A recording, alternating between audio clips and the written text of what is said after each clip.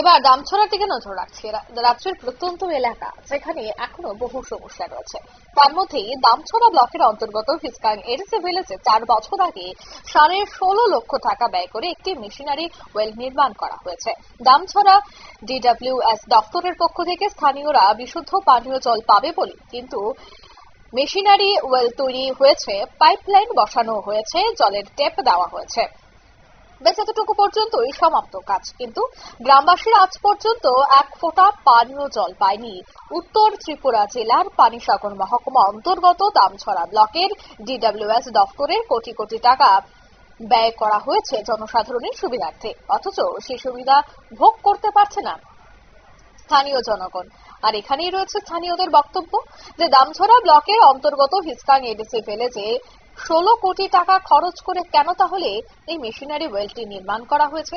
যদি এত টাকা দিয়ে নির্মাণই করা হয় তবে কেন জল সরবরাহ হচ্ছে না? কেন প্রশাসন এই বিষয়টার দিকে নজর দিচ্ছে না? অভিযোগ কিন্তু রয়েছে, তবে সেই বিষয়ে কি বলছেন সংশ্লিষ্টরা শোনাবো। এখানে পূর্ব রহমচড়ার মানুষ আকিল উদ্দিন, আজকে 4 বছর যাবত 4 বছর এখানে রিঙ্কেলার কাজ হয়েছে, প্রায় 16-16.5 লাখ টাকার কাজ হইয়া এখন পর্যন্ত আমরা জল খাইবার পাই না।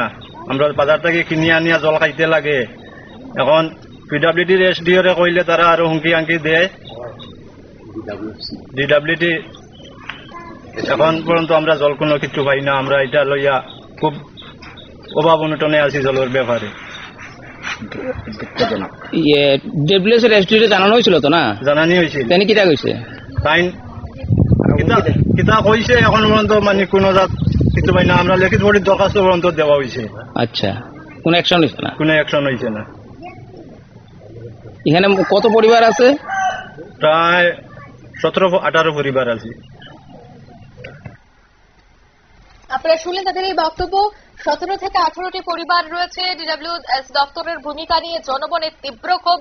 সরকারি অর্থ অপচয় করে যে নির্মাণ কাজ করা হয়েছে তাতে কিন্তু অবশেষে পানীয় জল সরবরাহ বন্ধ হয়ে পড়েছে।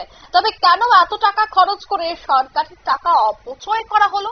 কেনই বা পানীয় জল দেওয়া হচ্ছে না? কেন পানীয় জল থেকে বঞ্চিত হচ্ছেন এলাকাবাসীরা? এলাকাবাসীরা যে পানীয় জল থেকে বঞ্চিত বা যাকে এই দায়িত্বটি দেওয়া হয়েছিল সরবরাহ যেন ঠিকঠাক ভাবে হয়, সে কি তার দায়িত্বটা সঠিকভাবে পালন করেছিল? কোথায় রয়েছে সে? তার এই ভূমিকা নিয়ে কিন্তু রীতিমতো প্রশ্ন নিয়ে নিশ্চিত একটি বিজ্ঞাপন বিরতির সঙ্গে থাকুন।